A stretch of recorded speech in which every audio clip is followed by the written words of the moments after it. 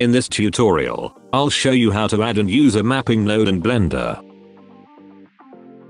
I've opened the shader editor, and I already have my material set up.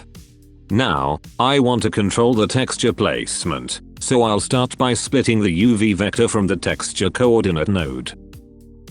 Next, to add a mapping node, simply right-click, go to Add, then Utilities, Vector, and select Mapping.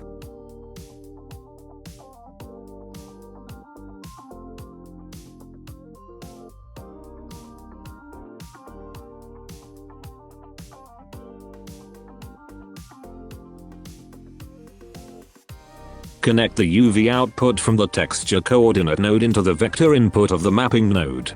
Finally, connect the mapping node to your image texture.